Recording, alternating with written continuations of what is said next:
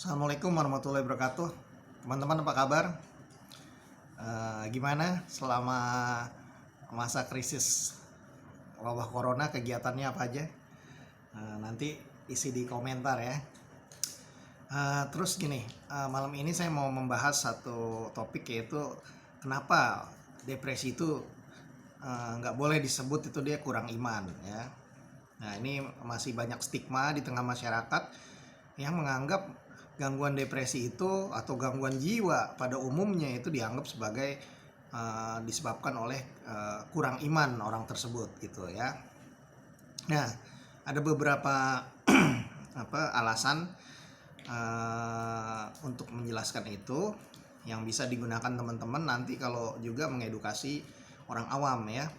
Ini materinya saya sarikan dari berbagai sumber. Yang poin yang pertama gitu, kita bicara soal fakta-fakta ilmiah aja ya, bahwa depresi itu adalah hal yang umum terjadi gitu. Kalau di Amerika itu 1 dari 10 orang mengalami depresi ya. Di Indonesia ada riset kesehatan dasar, katanya 14 juta orang mengalami gangguan mental emosional, salah satunya gangguan depresi ya.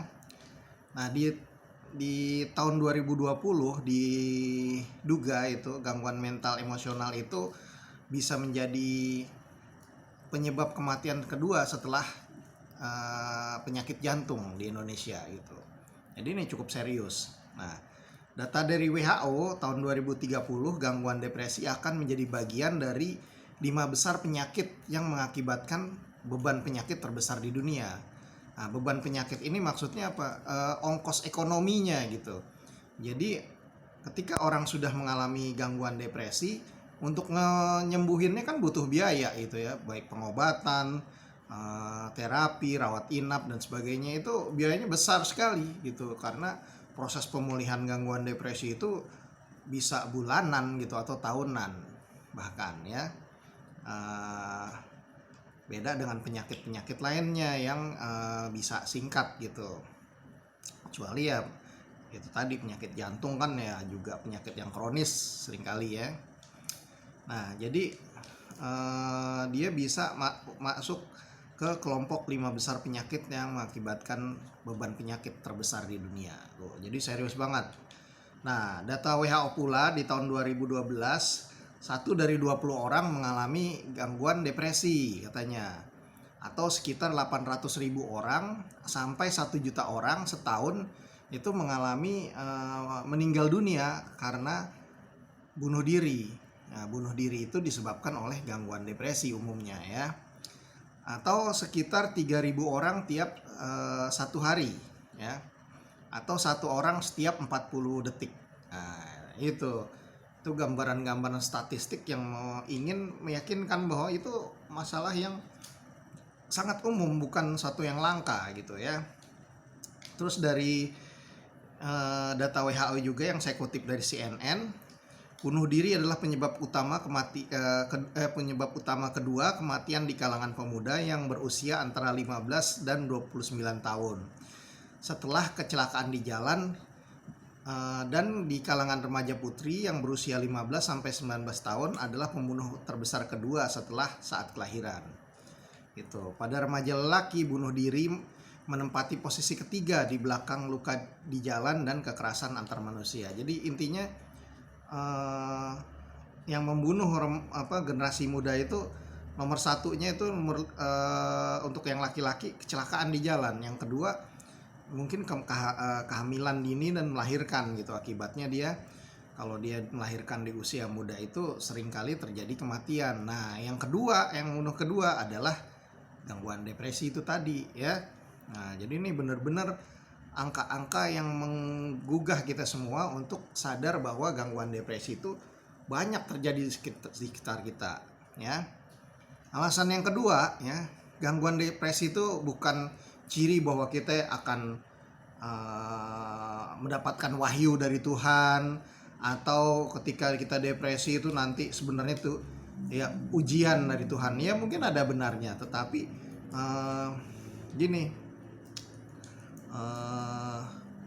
dianggap bahwa stigmanya kan orang depresi itu kurang iman, tapi sebagian lagi menganggap bahwa mengalami gangguan jiwa itu ciri bahwa dia akan mendapat wahyu dari Tuhan, dia berbakat jadi dukun nanti kalau dia sembuh ya, atau dia menjadi ada utusan Tuhan dan sebagainya ya. Apalagi kalau gangguan depresinya ada gejala psikotiknya ya. Nah, kita mesti tahu bahwa gangguan depresi itu sama seperti penyakit apapun ya. Nah, kalau penyakit lain yang diserang mungkin organ-organ tubuh yang lain. Nah, kalau untuk gangguan depresi yang terganggu di otaknya ya, sehingga dia tidak ada kaitannya gitu dengan misalnya dia kurang iman. Terus kemudian nanti setelah dia pulih bangkit dia semangat hidup lagi berarti imannya meningkat. Bukan begitu gitu. Tetapi ini benar-benar penyakit sama seperti penyakit lain. Ketika dia sakit, misalnya kena DBD ya kan, kita lemas, mual, demam, akhirnya kan kita harus tidur ya kan, harus istirahat, harus berobat dulu sekian lama, atau kita kena tipes gitu. Nah, itu proses sakit aja gitu. Setelah itu dia pulih kembali, ya pastinya dengan orang udah pulih ya dia bisa ibadah lagi seperti biasa gitu. Jadi sama seperti penyakit lain, jangan dibawa ke hal-hal yang magis gitu ya.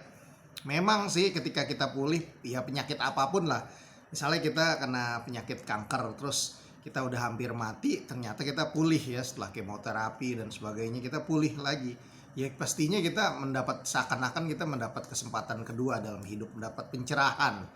Nah, dengan demikian kita lebih bersyukur kepada Tuhan dan sebagainya ya. Sama lah dengan penyakit lainnya, jadi nggak selalu itu dianggap bahwa itu sesuatu yang tadinya kurang iman terus setelah itu dapat wahyu dan dia memiliki kemampuan tertentu. Jangan, ntar kalau yang ketemu yang ada gejala psikotiknya, nah nanti bisa nyeleneh itu ya.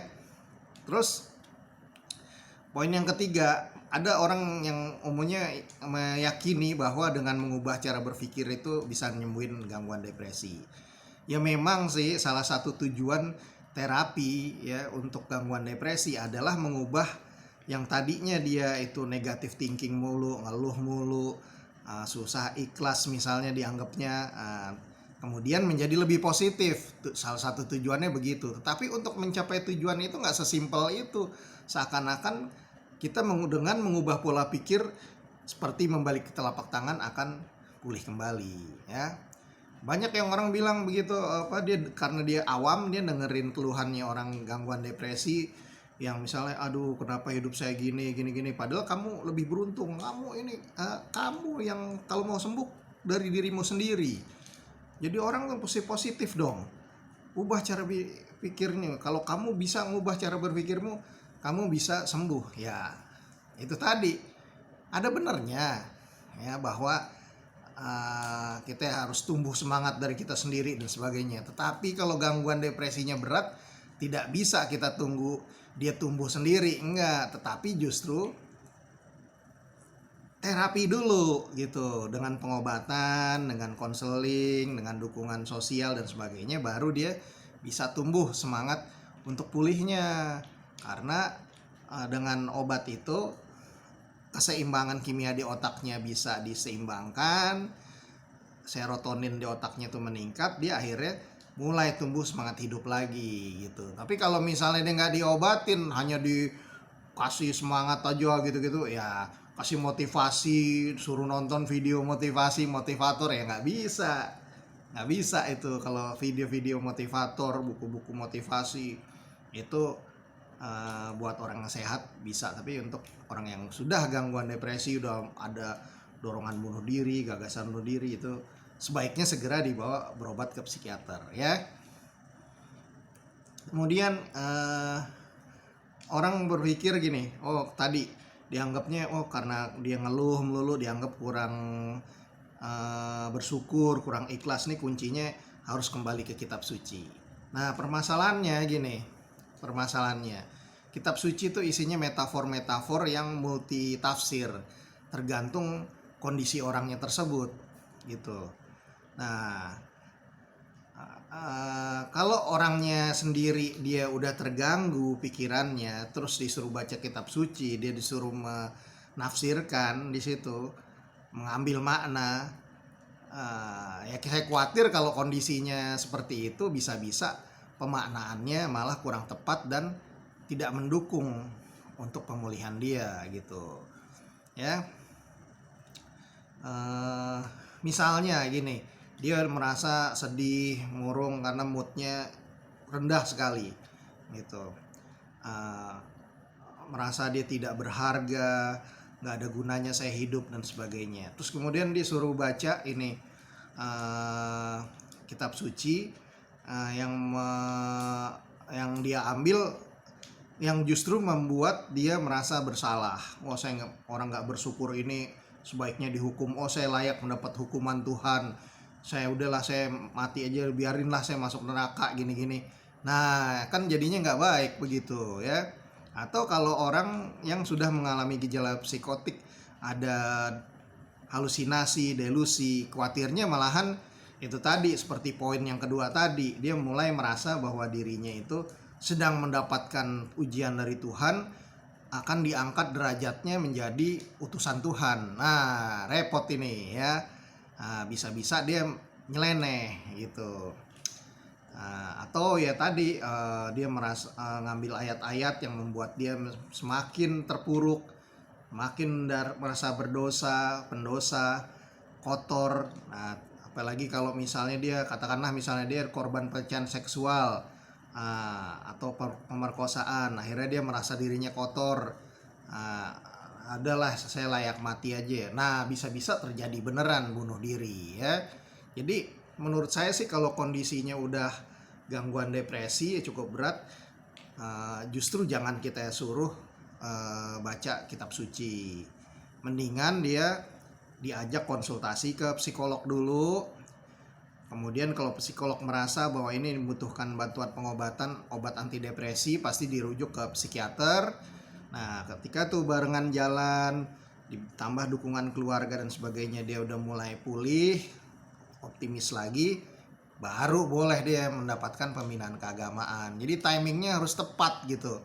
Jangan orang dari kondisinya akut dikasih materi-materi yang terlalu berat buat dia gitu untuk dimaknai, jadi malah susah. Jadi timingnya harus tepat, jadi dia dapat terapi dulu, dia sudah lebih stabil, nah dia baru bisa mendapatkan pembimbingan agama. Dan itu pun juga kalau bisa harus didampingi oleh tokoh agama yang memahami aspek kesehatan jiwa ya,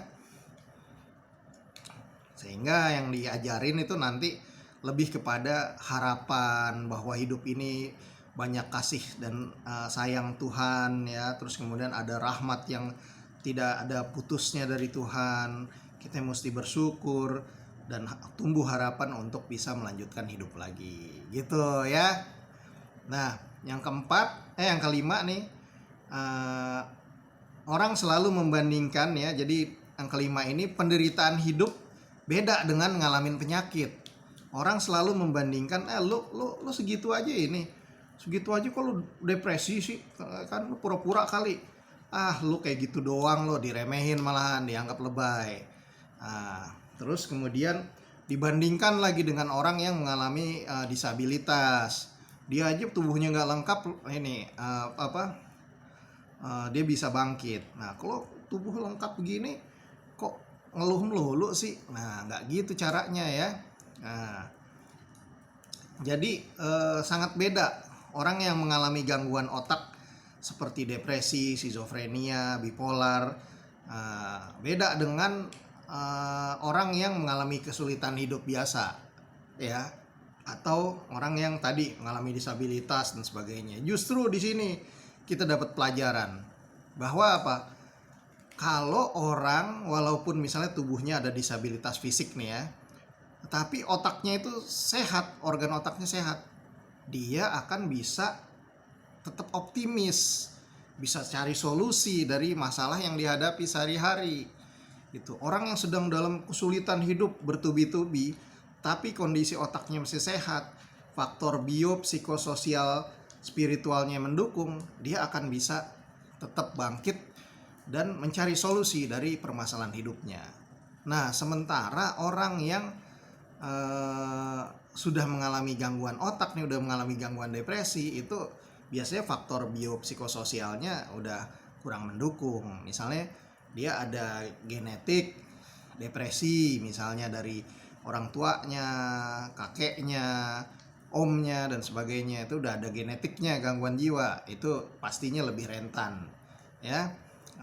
Sehingga ketika dia mengalami kesulitan hidup, cara meresponnya berbeda dengan orang yang otaknya masih sehat gitu. Orang yang fisiknya cacat misalnya, atau disabilitas kita sebutnya sekarang, misalnya nggak punya kaki, dia harus pakai kursi roda atau tongkat atau kruk misalnya, atau kaki palsu, dia bisa tetap optimis karena otaknya masih sehat. Tapi buat orang yang sudah terkena duluan nih gangguan otaknya, mengalami depresi, walaupun tubuhnya lengkap, dia tidak bisa melihat potensi dirinya, tidak bisa melihat kelebihan-kelebihan yang ada pada dirinya gitu. Gangguan itu seakan-akan menutup matanya dia gitu ya. Jadi orang yang sehat, ketika dia menghadapi kesulitan, masuk ke dalam lorong yang gelap, dia bisa melihat cahaya di ujung lorong itu, sehingga dia punya arah untuk mencari solusi gitu. Dia bisa melihat itu, mencari cahaya itu, insting itu hidup. Nah, bahkan orang yang sangat sehat otaknya, itu dia bisa melihat bahwa di sekeliling lorong itu banyak cahaya-cahaya yang menerangi hidupnya dia, yang bisa membantu dia untuk survive melalui kesulitan hidup itu. Sementara orang yang mengalami gangguan jiwa, dia udah kasih tahu, lo ikutin aja, lurus aja, nanti lo ketemu cahaya di sana. Dia nggak bisa, dia masih muter-muter di situ aja gitu. Bahkan kita gini, saya sering gambarkan gini, kita udah kasih tahu dia berada di ruangan tertutup, ada pintu di situ. Kamu kalau mau keluar dari masalah ini, itu pintunya, tinggal keluar dari situ aja. Dia udah sampai hampir depan pintu, balik lagi, ragu, nggak percaya diri. Nanti kalau itu lebih buruk dari yang sekarang bagaimana? Nah, gitu cara berpikirnya orang yang udah terganggu otaknya, sehingga berbeda. Karena itu orang dengan gangguan jiwa, gangguan depresi, segera diajak konsul ke psikolog, psikiater, perawat jiwa, minum obat antidepresi kalau diperlukan ya, atau terapi-terapi lainnya, baru dia bisa melihat tadi cahaya di ujung lorong tadi gitu. Dia nggak bisa disuruh baca Chicken Soup for the Soul misalnya supaya belajar pengalaman-pengalaman inspiratif kehidupan orang yang mengalami berbagai kesulitan hidup. Kagak bisa dia. Suruh nonton video-video motivasi nggak bisa. Hadir di acara motivator nggak bisa. Motivator itu buat orang yang masih sehat gitu ya. Jadi segera cari pertolongan ke profesional kesehatan jiwa, karena ini bukan sekedar orang yang hidupnya menderita dan diharapkan nanti bisa bangkit, enggak, tapi ini udah berupa satu penyakit otak ya. Yang keenam, konteks pemulihan berada di konteks komunitas. Nah, tadi kan kita bilang, kalau mau sembuh harus dari diri kamu sendiri, yang menentukan pulih ini kamu sendiri. Itu salah gitu. Ternyata nggak begitu. Nah, memang tujuan terapi salah satunya menumbuhkan itu tadi, optimisme akhirnya meningkat. Karena apa tadi, orang depresi kan ini level normal ya, ini serotoninnya di bawah dari normal, sehingga dia udah bawaannya dari sono ya, atau karena gangguan. Nah, akibatnya kalau dia level serotoninnya di sini, dia susah happy, mau dihibur pakai apapun, kita kasih motivasi apapun nggak bisa. Nah, ini perlu mendapatkan terapi, contohnya dikasih obat antidepresan supaya serotoninnya itu naik begini. Begitu dia mendekati normal aja, nah konseling, motivasi dari kita dengerin curhatnya, kita kasih perspektif lain, dia udah bisa nangkep. Karena itu tadi serotoninnya udah meningkat gitu. terapi-terapi mulai bisa dicerna sama dia mulai bisa melihat perspektif, ada perubahan pola pikir dan perilaku, akhirnya dia masuk ketemu tracknya, dia pulih gitu ya. Jadi nggak bisa tuh, wah harus dari kamu tumbuhkan dulu, yang enggak, terapi dulu, ntar dia udah tumbuh. Nah di situ selain terapi itu tadi ya, dia juga butuh dukungan sosial. Nggak bisa orang yang bangun dari gangguan jiwa itu terus suruh dibiarkan begitu aja dia akan pulih kembali, nggak bisa. Tetap butuh dampingan kita yakinkan bahwa kita selalu berada di dia kalau dia membutuhkan bantuan kita kasih dia latihan kerjaan sehari-hari yang kira-kira dia bisa, kita kasih apresiasi walaupun pekerjaannya belum sempurna, kita kasih dia peluang-peluang pekerjaan sosial di sekitar kita, misalnya ayo bantuin ini yuk jadi merbot masjid misalnya, sehingga dia dapat apresiasi dari lingkungannya, merasa diterima oleh lingkungannya. Nah, akhirnya dia mulai mau bersosialisasi ya. Ajak sholat Jumat, ayo barengan yuk, kita sini bu, sini udah sholat Jumat belum, barengan yuk gitu. Nah bisa tuh seperti itu, akhirnya dia mau, ayo bareng yuk, bareng gua, tenang dah, aman sama gue.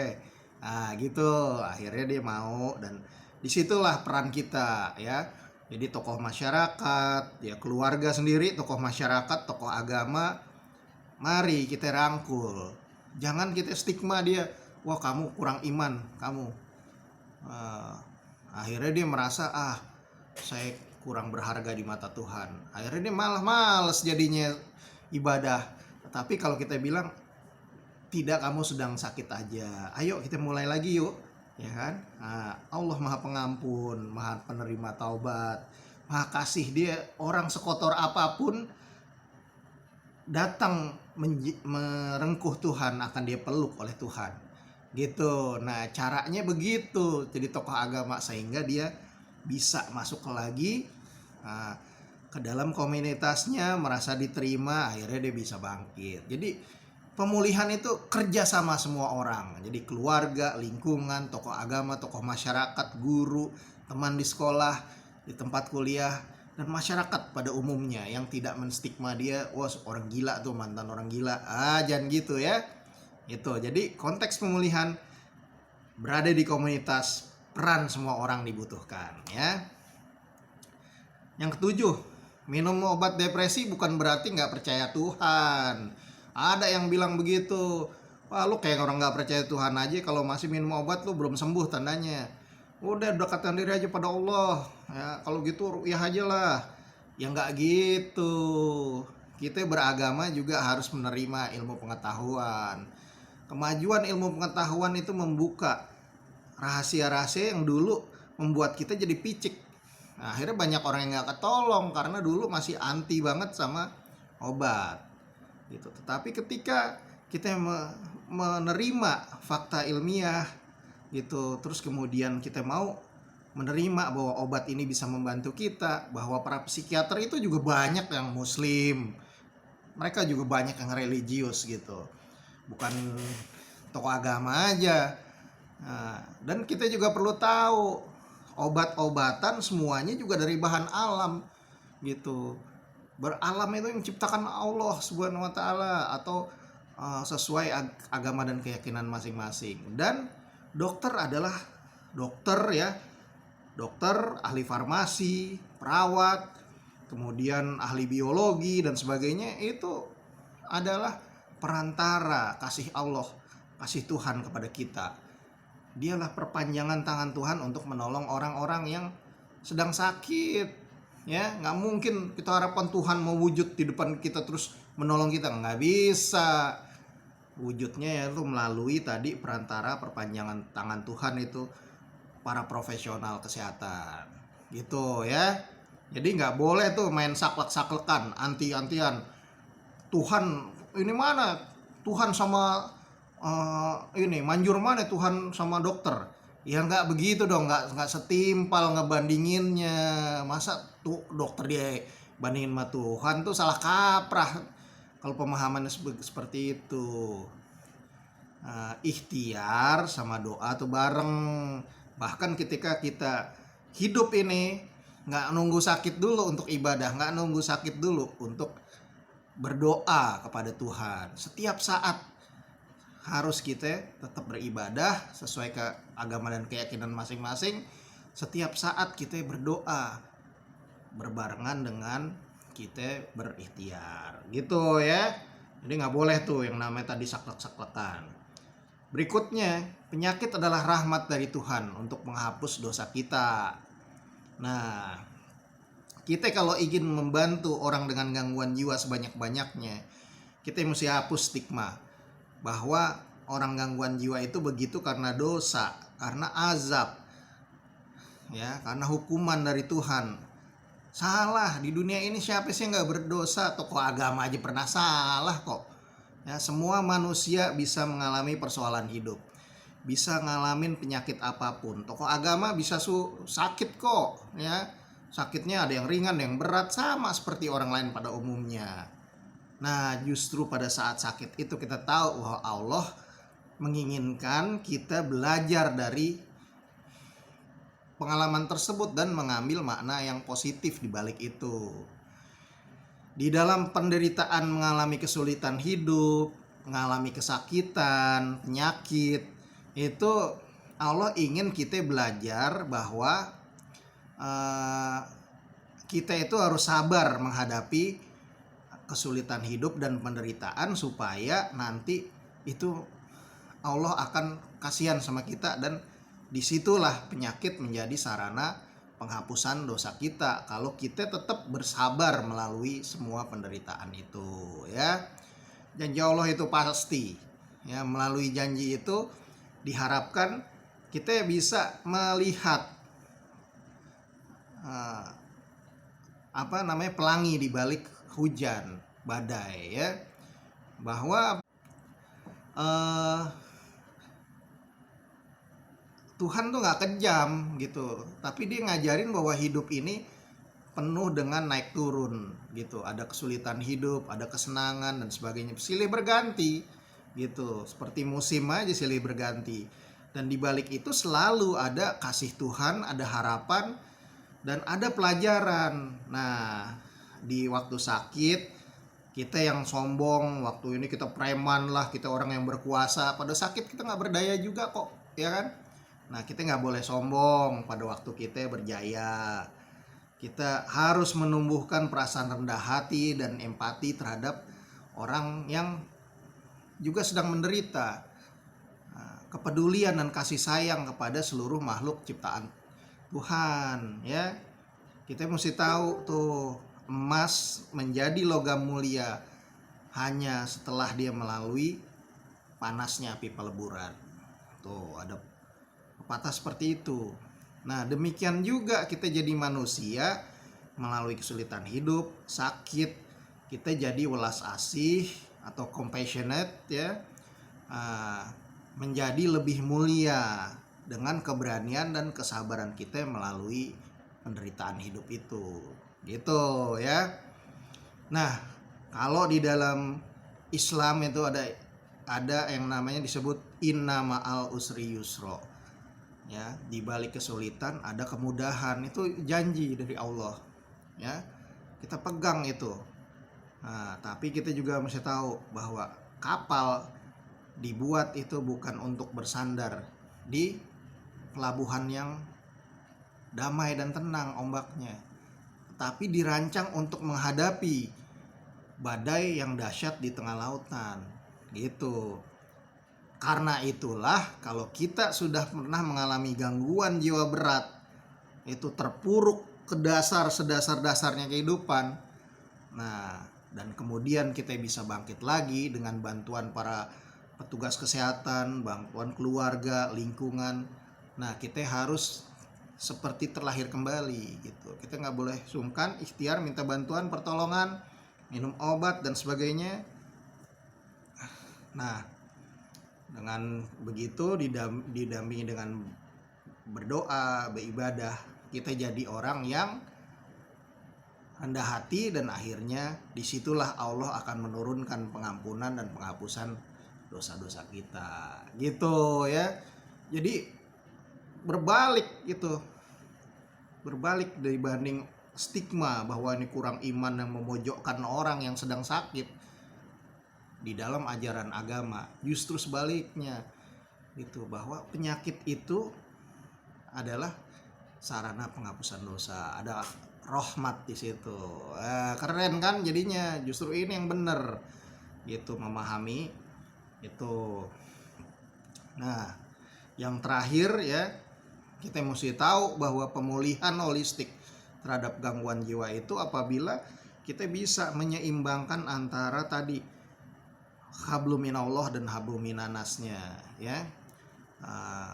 Berobat ke dokter, medik psikiatrik, konsultasi dan sebagainya. Terus curhat sama keluarga, sama tokoh agama, guru, tokoh adat. Itu boleh semua sebagai sebuah ikhtiar, diimbangi dengan berdoa kepada Tuhan gitu, berserah diri kepada jalannya takdir kehidupan ini, karena udah ada yang mendampingi kita, yaitu Tuhan tadi. Dengan begitu kita merasa komplit sebagai manusia dalam perjuangan kita menghadapi kesulitan hidup, penyakit dan sebagainya. Kita merasa jadi sempurna gitu. Dan disitulah kita bisa diharapkan mengambil makna positif dari pengalaman hidup kita gitu ya. Jadi sampaikan nih materi ini nih ya, poin-poin ini kepada orang yang belum memahami gangguan depresi. Sampaikan juga bahwa gangguan depresi itu adalah gangguan fungsi otak yang multifaktor sebabnya. Ada faktor biologi ya, ada faktor misalnya genetik, bawaan, terus ketidakseimbangan kimia di otak sebabnya ya, yang mengakibatkan depresi, yaitu kurangnya neurotransmitter yang disebut serotonin, yaitu hormon bahagia. Kalau hormon bahagianya rendah sekali kadarnya, ya dia sulit bahagia. Mau kita hibur apapun, mau kita bacain kitab suci terus juga nggak bisa kalau nggak ada usaha ikhtiar ke dokter gitu ya. Faktor biologi otak ini penting, biologi fisik juga harus, fisiknya juga mesti sehat supaya orang bisa bangkit dari gangguan jiwa berat. Terus faktor psikologis dari pola asuh, tumbuh kembang, peristiwa kehidupan, ya menghadapi trauma-trauma yang berat ya, bisa diterapi itu oleh para psikolog. Terus faktor sosial, nih faktor sosial nih, dukungan sosial dari keluarga, masyarakat pada umumnya semua. Ya, terus kemudian faktor spiritual, yaitu tadi salah satunya setiap manusia selalu terdorong untuk mencari kebenaran sejati, baik melalui agama, nilai-nilai budaya, adat istiadat, ilmu pengetahuan, dan pengalaman hidup orang lain juga bisa berguna buat dia. Itu. Nah, semua nih poin-poinnya ini yang menjadi penyebab nih. Tapi juga dengan itu harus menjadi solusinya, harus 4 faktor ini juga. Itu yang disebut pemulihan holistik atau paripurna. Gitu ya teman-teman. Nah, semoga penjelasan saya ini berguna. Jangan lupa disimak dan kemudian disampaikan kalau ada orang yang belum mengerti tentang gangguan depresi dan masih terus menstigma aja. Udah ketinggalan zaman itu, jadul orang yang masih menstigma kurang iman. Harus paham dong aspek ilmiahnya supaya kita bisa hapus stigma, dan dengan demikian kita bisa menolong sebanyak mungkin orang yang sedang mengalami gangguan kejiwaan untuk pulih kembali, semangat lagi, jadi bisa beribadah lagi dengan baik. Gitu ya teman-teman. Terima kasih banyak. Silahkan kalau berguna bisa di-share, atau juga mau komen juga silahkan. Jangan lupa klik tombol subscribe dan loncengnya supaya kalau ada video lagi yang saya buat, teman-teman dapat informasi ya. Terima kasih. Wassalamualaikum warahmatullahi wabarakatuh. Salam sehat jiwa.